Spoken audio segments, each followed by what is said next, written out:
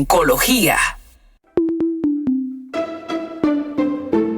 Continuamos, Cátedra Médica. Hoy habla la doctora Lisette Cunillera, quien es oncóloga, internista, como estructura de base, y luego entonces ella es la responsable, la coordinadora de la unidad que tiene que ver con los tumores de la cabeza, del cuello y pulmón del histórico Instituto Oncológico Dr. Heriberto Peter, más de 70 años gravitando en la vida de la República Dominicana, dando un servicio para la gente desarropada, para los descartados, esencialmente, y claro, todo el que necesita recibir servicios de oncología de altísima calidad, pues a lo largo de la historia de estos 70 y tantos años, pues recurre al hospital oncológico, como se le conoce, pero evidentemente su nombre es Instituto de Oncología Dr. Heriberto Peter, y también la doctora pues nos da servicio a la población de manera privada también en RODI. Bueno, hoy hablaremos con la doctora, nuestra querida Lisette Cunillera, de qué hacer luego de un diagnóstico de cáncer. Y la verdad es, doctora, muy buenos días. Muy buenos días, Amaury, buenos días, Lisania, y a todos nuestros escuchas. Gracias por estar aquí acompañándonos en esta mañana. Gracias a ti por sacar tiempo que no te sobra, tiempo que a veces definitivamente queremos pues alargarlo para poder lograr nuestros objetivos, y la verdad es que muchas veces vemos a la doctora a deshora, como dice el pueblo, atendiendo gente, así es, atendiendo pacientes, y lamentablemente esto pues se da por un problema sanitario de no detectar los problemas a tiempo, y finalmente la gente llega, como dice el pueblo, como dice nuestra gente, llegan explotados. Entonces el cáncer de manera muy puntual representa de las causas que matan al ser humano, pues la segunda, y tiene un impacto financiero, social, evidentemente, familiar. No solamente es el problema de quien lo padece, involucra tantos aspectos, y entonces hoy vamos a estar hablando justamente de qué hacer luego que pues existe ya la confirmación de que hay cáncer. Vamos a ver, doctora Lisette Cunillera, en el día de hoy todas las informaciones que la gente necesita saber. Vamos a ver también cómo contactamos, por qué no, en algún momento sí, licenciado Zapata, psicólogo, pues nos puede también dar algunos aportes. Pudiera ser interesante. Nuestras líneas, recordárselas, 809-682-9850, 809-682-9850 y 833-380-0062. Saludar a todos los amigos que nos siguen a través de Instagram, a Edwin Reyes, a Ariana Ceballos, a Juan Carlos Mordán, a Costa Robert, a Méndez Mélido, a Antonio Castillo, a Valdés 1131, a Tienda Arroz, a Yerisbel, a Castillo Gaspar. Cuánta gente hermosa. Saludarlos, darles nuestros parabienes y agradecerles el privilegio de su sintonía. Adelante, Lisania Salcedo. Doctora, sabemos que un diagnóstico de cáncer, como ya ha mencionado el doctor, tiene impacto en diferentes aspectos de la vida, tanto para el paciente como para sus familiares y allegados más cercanos. Entonces, nos gustaría iniciar por ¿cuál es la reacción más común que tiene el paciente cuando recibe este diagnóstico de mano del especialista que le está atendiendo? Así es, la primera reacción es de tristeza, es una muy mala noticia, que realmente ninguno de nosotros estamos preparados para recibir con buena disposición este tipo de información de que tenemos una enfermedad que probablemente es una enfermedad catastrófica. Entonces, el primer sentimiento es un sentimiento de incertidumbre, es un sentimiento de tristeza, de miedo, porque estamos, como te decía, recibiendo una noticia que a lo mejor va a tener un impacto importante en lo que es nuestra sobrevida. y no solamente en nosotros, sino que también en todas las personas que forman parte de nuestra familia, de nuestro círculo más cercano. Entonces, lo primero que debemos hacer después que damos esta noticia al paciente es entender. El paciente tiene que pasar por un proceso de asimilación de la información que se le ha dado.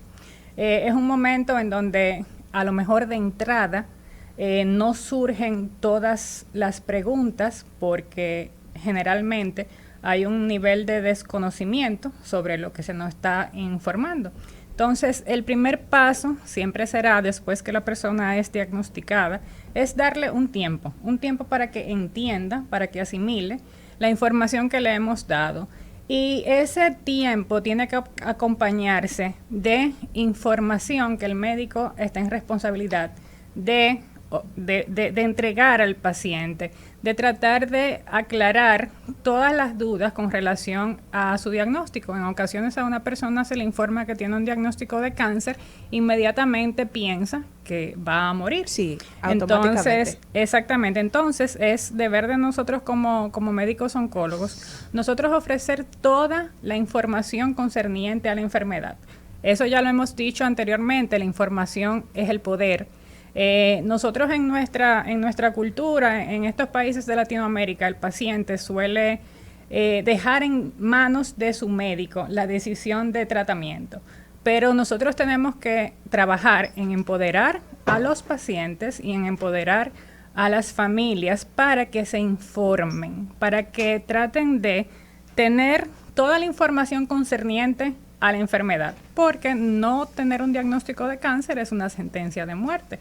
Nosotros hemos hablado que todo va a depender de varias cosas. Primero, de el tipo de cáncer que tenemos, de la etapa clínica que tiene la enfermedad. Tenemos enfermedades que podemos curar y en casos en donde tenemos enfermedades que son avanzadas, pacientes que no van a tener la posibilidad de recibir un tratamiento curativo, pero sí, eso no quiere decir que no hay posibilidades de recibir tratamiento y de llevar una vida con cierto nivel de calidad, que al fin y al cabo es lo que buscan los tratamientos, o sea, que la persona viva más y mejor. Doctora, antes de entrar en detalle de todo esto que ha mencionado, usted indica que hay un tiempo en el que el especialista le da al paciente para que asimile la noticia. ¿Este tiempo es más o menos cuál? Todo depende de la situación, del tipo de diagnóstico, del tipo de cáncer que estamos hablando, de la condición en la que se encuentra el paciente. Hay enfermedades que están en una situación en la cual tú tienes que ofrecer un tratamiento inmediatamente porque la enfermedad puede comprometer la vida del paciente. Entonces son pacientes en los cuales uno tiene que hacer una intervención rápida, pero tenemos que tener pendiente que todos los tratamientos que el paciente va a recibir, el paciente tiene que estar de acuerdo en recibirlos. Claro. Entonces, para un paciente tomar la decisión de decir sí, yo quiero que se me dé tratamiento, tiene que tener información. Entonces, es importante, por lo general, nuestro sistema en ocasiones no nos permite que el mismo día que nosotros vemos un paciente y que le damos el diagnóstico, ese paciente a lo mejor pueda comenzar tratamiento en esa misma semana.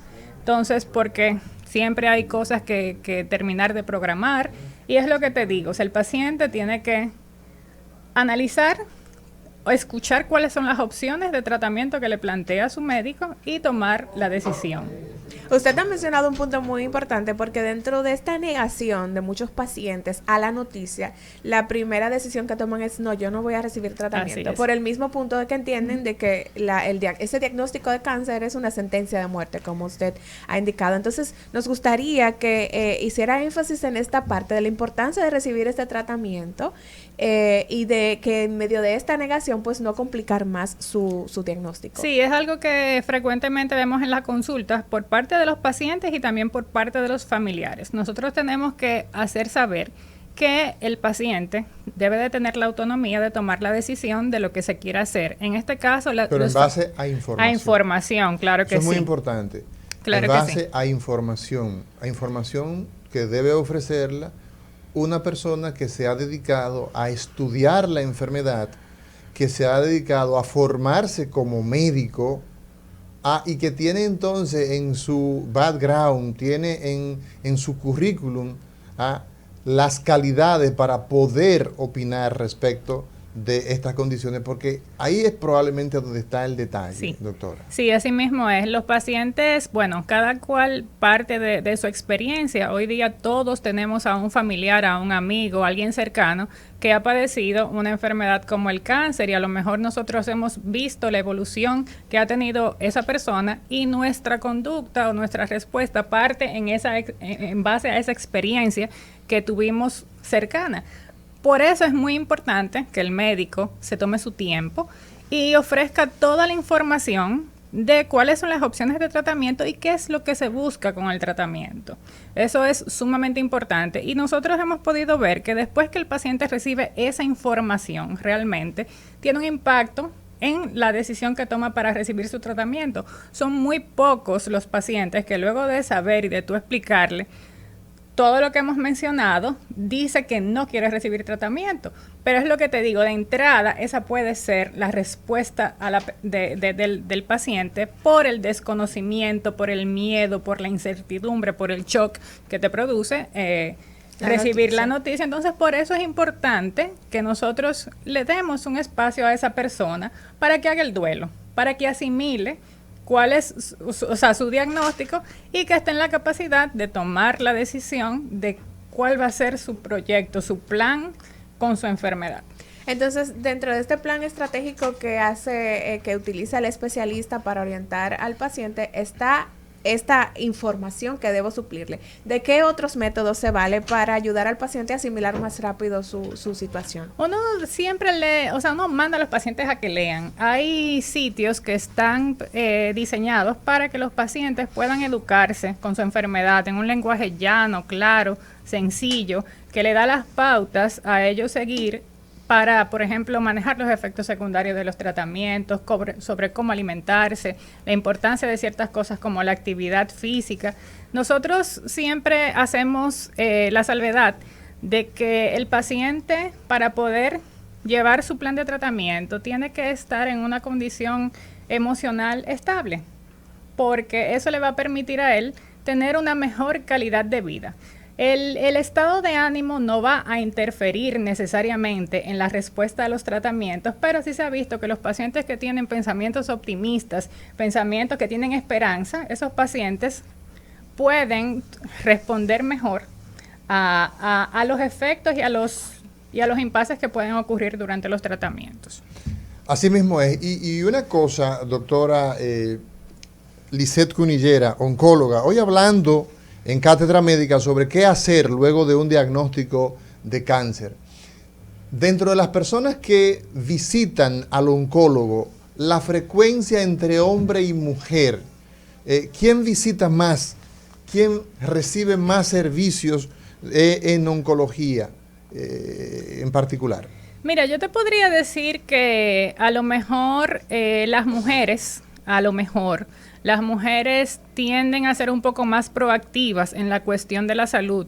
A lo mejor están un poco más pendientes de sus evaluaciones ginecológicas, visitan al ginecólogo, visitan a algunos especialistas ante ciertas situaciones. Los hombres, en la práctica general, por lo general, suelen ser un poco más reacios a visitar al médico. Por ejemplo, la visita del urólogo, que es algo que ya una información muy sabida, que los hombres a partir de los 45 años deben de comenzar a hacer sus chequeos prostáticos, pero el hombre se siente un poco reactivo a esto, entonces es una visita que retrasa lo mismo. Entonces yo entiendo que a lo mejor por eso vemos un poco una frecuencia mayor de mujeres en la consulta.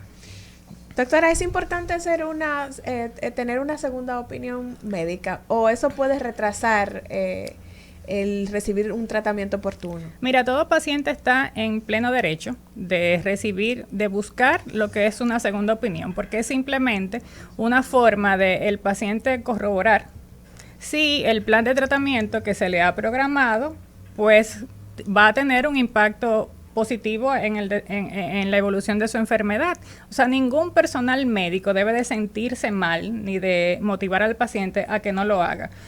No todos los pacientes lo hacen, pero es un derecho que les asiste de buscar. A veces usted está con un médico, ese médico le da su diagnóstico, le plantea su tratamiento, que a lo mejor es el adecuado, pero usted no hizo rapport, usted no se sintió bien ahí.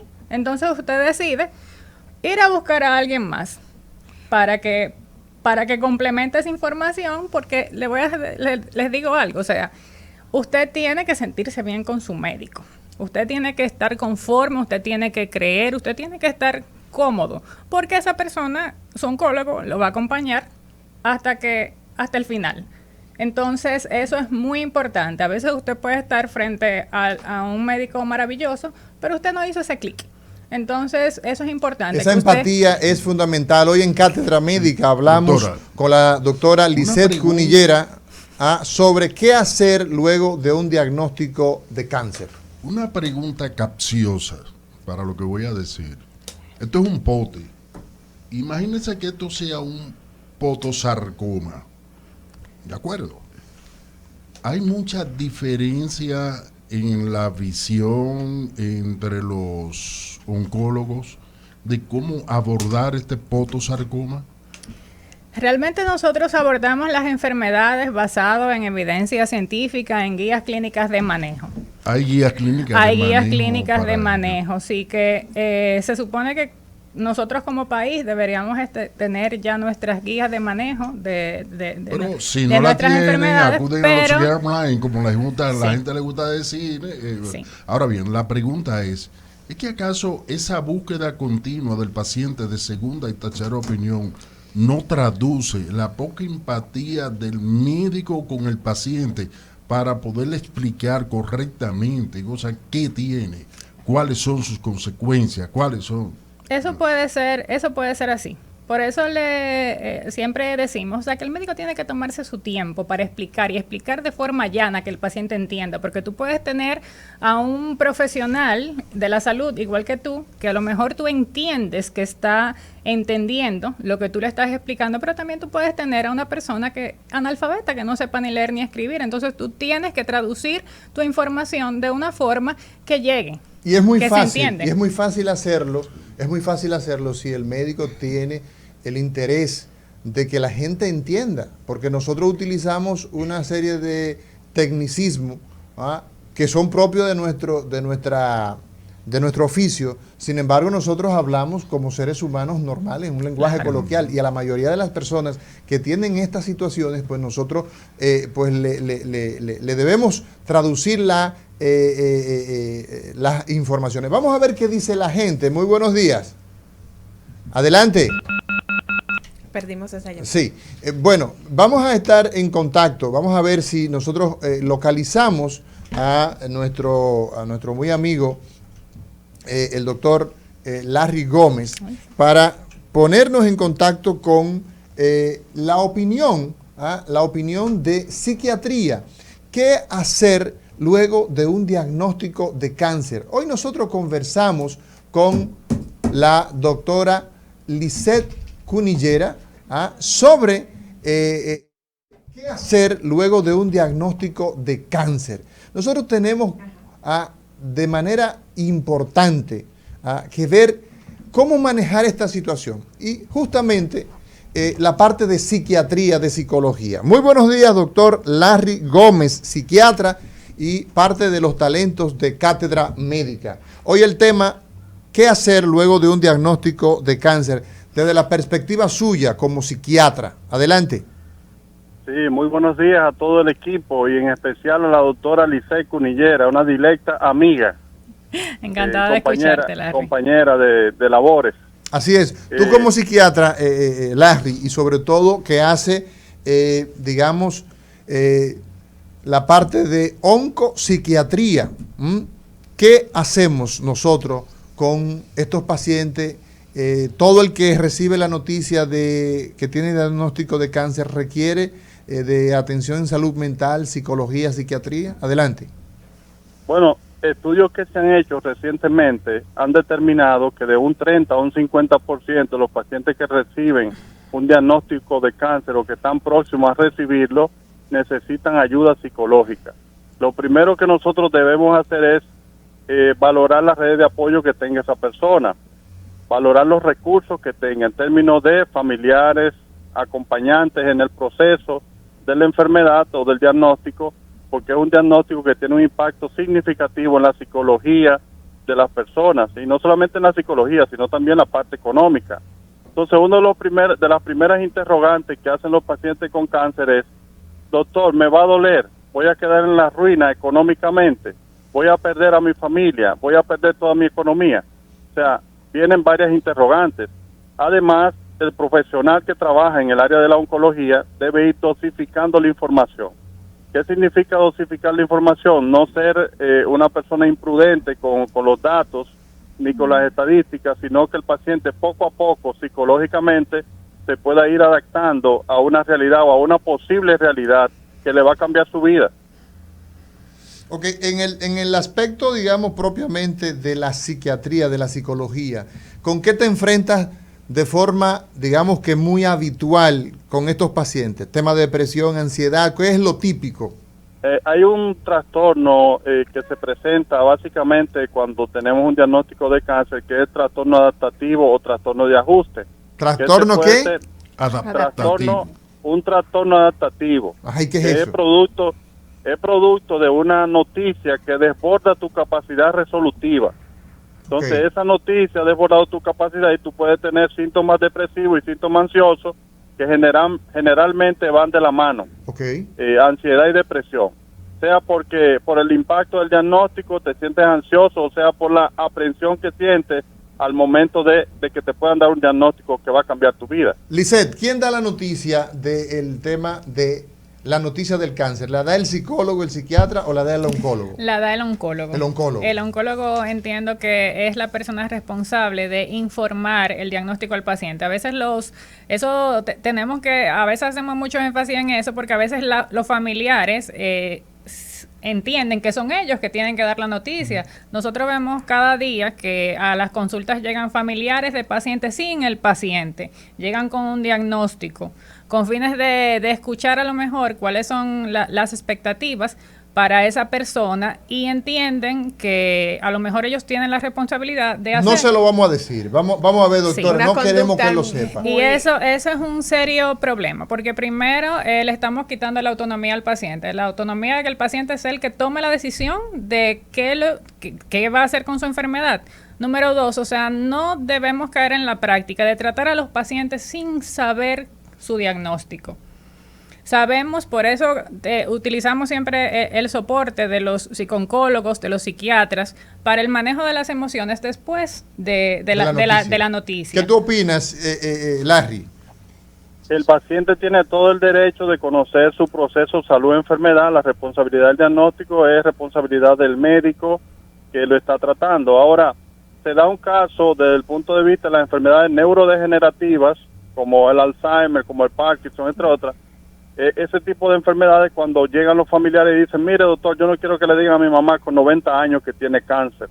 Entonces ya, donde la madre no tiene, desde el punto de vista de una lucidez adecuada, entonces a veces uno cede en esas peticiones.